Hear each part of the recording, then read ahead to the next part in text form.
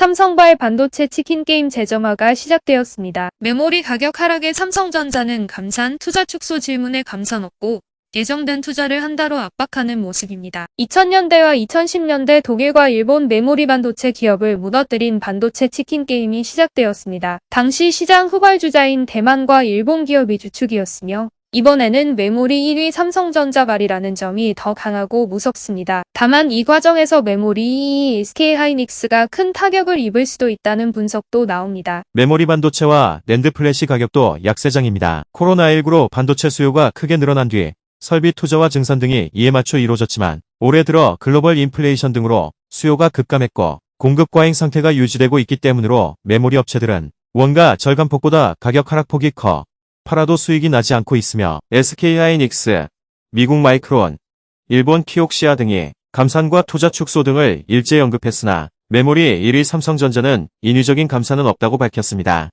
시장 공급 과잉이 계속되더라도 이미 원가 절감을 크게 해놨기 때문에 평소와 같은 생산 수준을 유지하고 집행하기로 한 투자도 계획대로 하겠다는 것으로 이를 두고 2000년대와 2010년대 반도체 시장을 뒤흔든 치킨 게임이 재현되고 있다는 전망이 나옵니다. 2007년 대만 디램 업체들은 점유율 향상을 위해 생산량을 늘리면서 극단적인 가격이나 치킨 게임으로 당시 시장 점유율 2위였던 독일 디램 제조사 키몬다가 파산했으며 당시 키몬다뿐 아니라 대부분의 메모리 제조사가 적자였으며 치킨 게임이 절정이던 2008년 3분기 업계에서 삼성전자만 2,400억 원의 흑자를 냈고 하이닉스와 마이크론 및 대만 업체 파워칩과 나냐 등도 적자였습니다.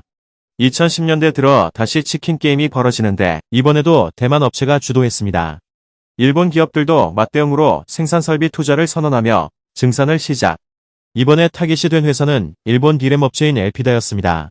2009년 키몬다 파산 당시 엘피다의 동반 파산을 전망하기도 했으나 일본 정부는 수천억 원의 공적 자금을 투입했고 일본 은행권은 1조 원 이상의 융자로 당시 엘피다를 살려냈습니다. 그러나 경영을 이어가기 어려웠던 엘피다는 마이크론에 흡수됐습니다. 20여 곳에 달했던 디램 업체는 두 번의 치킨 게임으로 삼성전자와 SK하이닉스, 마이크론 등 이른바 빅3 체제로 재편되었으며 2014년 반도체 시장 불황이 찾아오면서 다시 치킨 게임이 예고됐으나 출혈 경쟁까지는 이어지지 않았습니다.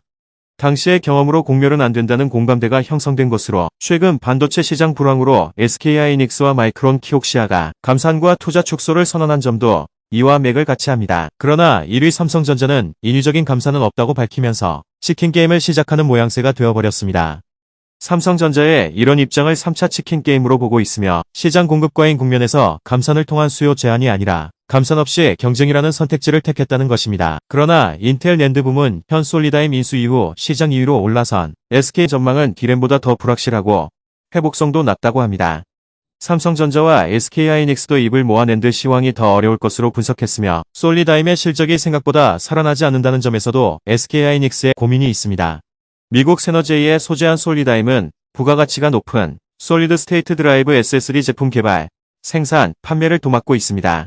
그러나 SK하이닉스는 치킨 게임의 상처는 입겠지만 파고가 그렇게 크지 않을 것으로 보이며 일본 키옥시아, 미국 웨스트 디지털, 중국 YMTC 등 낸드에만 집중해 구조적으로 취약한 이들 중 하나가 무너질 가능성이 보입니다. 그 중에 미국 제재가 불가피한 YMTC가 가장 유력해 보입니다만 애플이 아이폰에 사용하기로 한 낸드 128단이 미중 반도체 전쟁으로 취소되어 잠시 좋았다가 된서리를 맞았으며 또한 중국 정부가 언제까지 지원해 줄지 그게 관건입니다.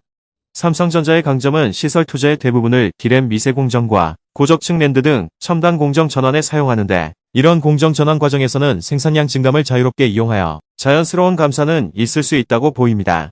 삼성 평택 캠퍼스 P3 라인도 디램 및 파운드리 공정의 플렉시블한 생산 체계로 자연스러운 감산과 파운드리 매출 확대가 늘어나므로 경쟁을 억지로 하는 것이 아닌 자연스러운 것이 되는 삼성전자의 생산 체계가 대단합니다. 대한민국 반도체 파이팅입니다. 감사합니다.